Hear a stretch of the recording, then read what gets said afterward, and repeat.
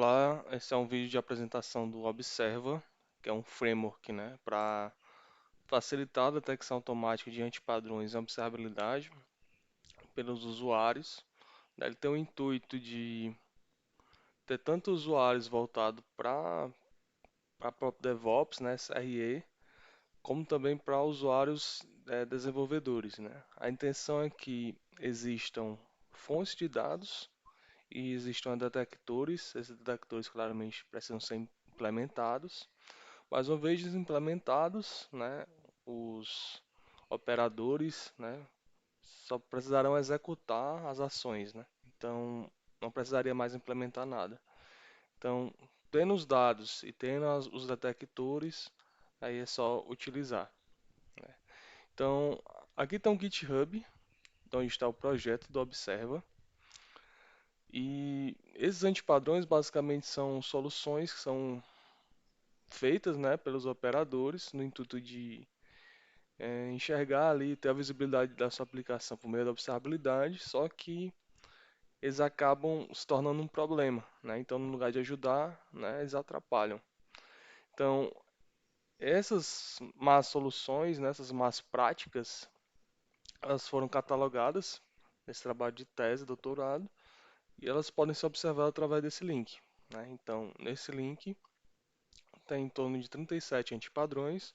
Você eh, pode visualizar a documentação do que foi, né, retirado de toda a literatura para construir esse catálogo. E também já foi publicado em conferência. Então, como dito, né, o Observer intermedia fonte de dados e detectores.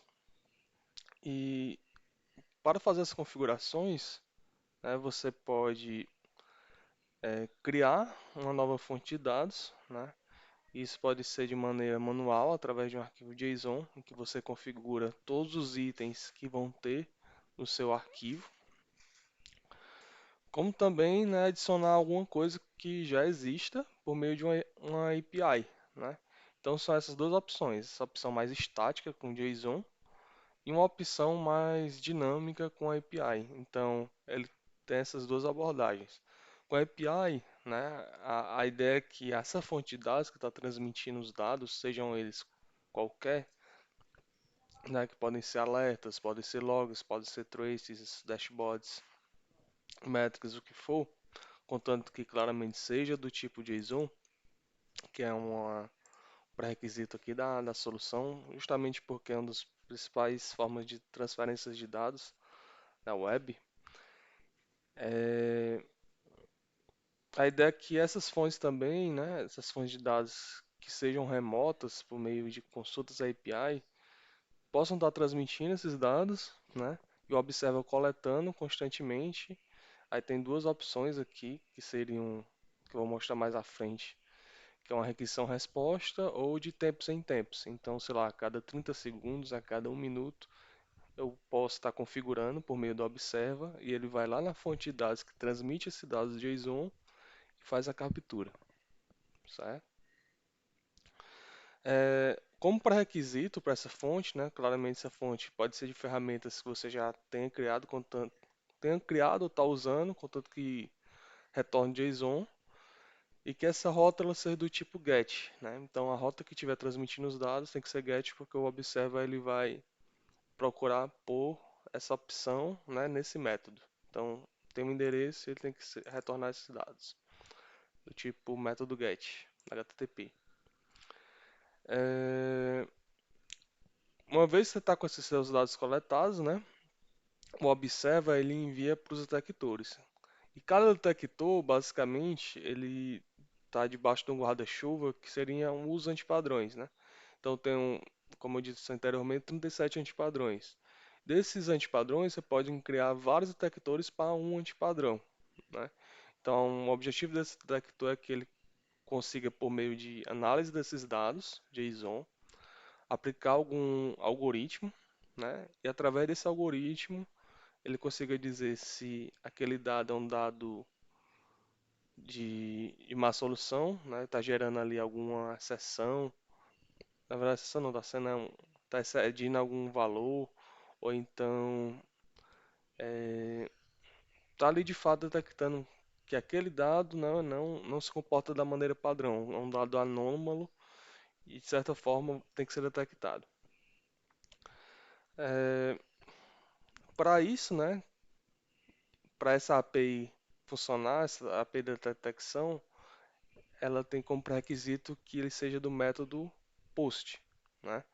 Então, para recuperar os dados da fonte de dados seria um GET, e para onde eu estou jogando, que são um detector, tem que ser um método POST.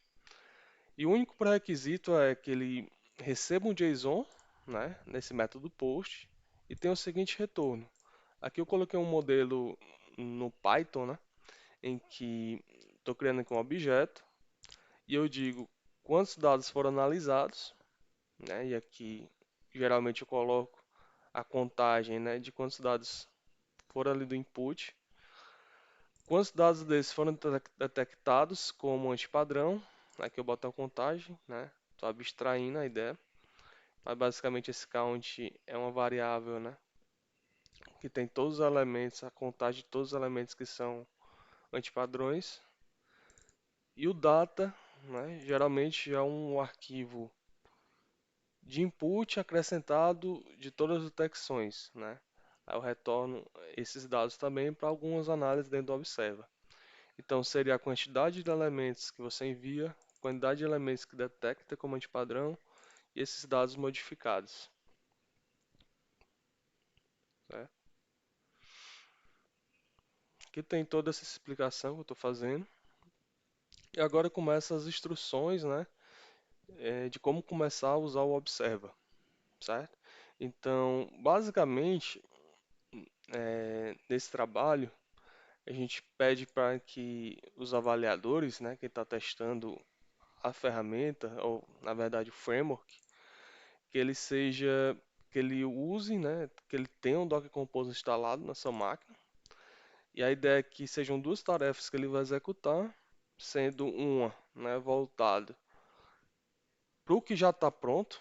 Então seria só mais de fato executar as coisas no framework, testar uma fonte, testar um detector e ver a execução, como também criar uma, né, a partir do zero, né? Não é totalmente do zero porque eu vou fornecer alguns códigos, mas nada impede de quem está testando criar o seu próprio, né? Então aqui vai servir mais como um exemplo. Então como pré-requisito, né, ter o Docker Compose instalado, aqui eu coloco o link, e posteriormente, por meio desse link aqui, do Observe Docker, está no URL. Ele tem um Docker Compose que você vai baixar, né? Colocar em algum local onde você vai criar seus projetos, onde você vai subir essa instância, para poder executar o framework. Então, após finalizar esse download, né? Aí eu coloco aqui o comando de como você pode, se você não tem familiaridade com o Docker, como você pode estar executando essa infraestrutura. E a gente pede que, para cada uma das tarefas, né? O avaliador ele meça o tempo necessário para concluir essas atividades, porque esse tempo você vai precisar utilizar no formulário, você vai preencher, como também que você registre observações, né? Se não conseguir executar por algum motivo, a aplicação está quebrando, estou executando aqui o framework que não está funcionando, ou então a usabilidade aqui está ruim, né? Então eu peço que vocês, né, avaliem a ferramenta, tanto em termos aí de medir de fato, né, se ele consegue chegar na identificação dos antipadrões, né, eu estou submetendo os dados, estou detectando, está chegando alguma coisa, se ele está sendo efetivo nesse sentido, né? De certa forma também se ele é eficiente, no sentido de, ele é rápido para fazer essa detecção, bem como eu consigo ali visualizar tudo que está acontecendo. E se a tarefa que eu estou disponibilizando, se ela quanto tempo você demora para fazer, né? Se ela é uma tarefa fácil de fazer, se ela é rápida. E essas observações você vai poder fazer aqui no formulário, certo? O tempo é primordial que você consiga medir com algum cronômetro, né? Pode usar o próprio celular, etc. Então é isso. Então essa é a primeira parte, né, do vídeo. Agora a gente vai para as partes das tarefas.